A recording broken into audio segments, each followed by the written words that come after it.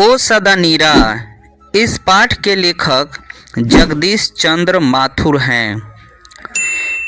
जगदीश चंद्र ओ सदा नीरा पाठ को 1973 में प्रकाशित किए। यह पाठ निबंध संग्रह बोलते क्षण से लिया गया है। सदा नीरा का अर्थ है जल से हमेशा भरा हुआ नदी।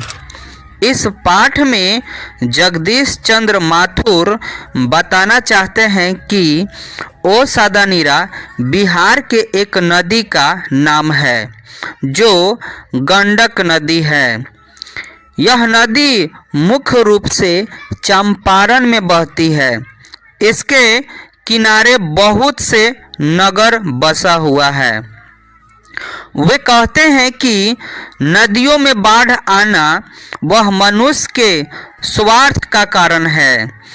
इस नदी के तट पर विशाल वन फैला हुआ था। जब से वनों की कटाई का सिलसिला चालू हुआ तब से यह नदी बाढ़ का कहर लाती है। लेखक ये भी कहते हैं कि आज जो बहुत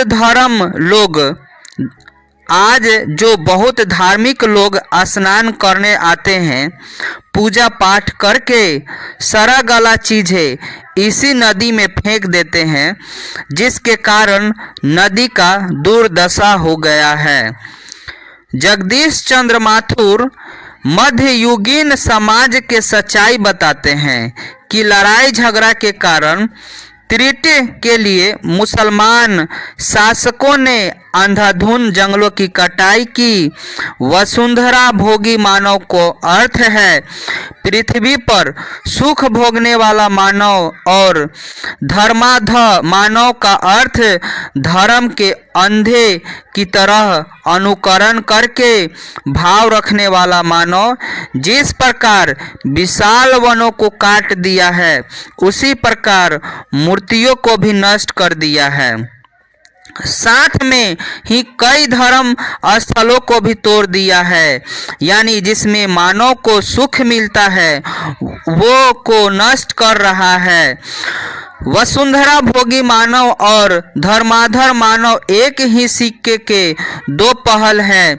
जगदीश चंद्र माथुर इस पाठ के महायान से गुणगान किया है कि उन्होंने कहा है कि यह भूमि महान है। यहाँ अनेक बाहरी व्यक्ति आए और कई आक्रमणकारी भी आए।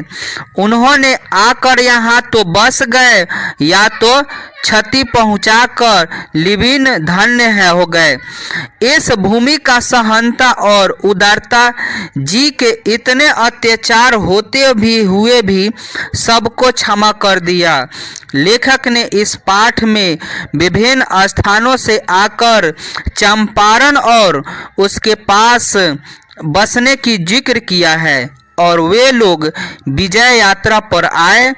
नंददेव चालुक्य नेत्रपति विक्रमादित्य के सेनापति चंपारण की भूमि पर आए और उनके पास अंग्रेज ठेकेदार भी भूमि बंगाल दक्षिण बिहार के विभिन्न वर्ग के लोग यहाँ आकर बस गए। अंग्रेज का मकसद था कि खेती से मुनाफा कमाना और किसानों से जबरदस्ती खेती करवाना। और जब चंपारण में बाढ़ आती थी तो उपजाऊ मिट्टी टूट जाती थी, क्योंकि नदी अपना रास्ता बदल देती थी। तो उसी प्रकार उन्हें यह मन कहा गया कि उसे कहते हैं कि जिसने पानी जाड़े या गर्मी में कम हो जाती है और उसमें खेती आसानी से हो जाती है। वह कहते हैं कि जिसमें पानी जाड़े या गर्मी में कम हो जाती है और उसमें खेती जो है आसानी से करने लगते हैं। मन गहरे और विशाल खाल होते हैं, इसमें आसानी से खेती नहीं होती है। अंत में लेखक कहते हैं कि ओ सदा नीरा, ओ चक्रा, ओ नारायणी, ओ महागंडक, आदि युगों से दिनहीन जानता तुम्हें इन पलों से संबोधित करती है, लेकिन तेरी चंचल धारा में आराधना के कुसुमों को ठुकरा दिया। लेकिन अब जो मंदिर बना रहा है उनकी नींव बहुत गहरी है, तू ठकरा नहीं पाएगी। अंततः हम यह कह सकते हैं कि ओ सदानीरा जगदीश चंद्र माथुर के सबसे अच्छे निबंधों में से एक हैं और इस निबंध के माध्यम से उन्होंने अपने विचार को काफ़ी अच्छे सहज तरीके से प्रस्तुत किया है।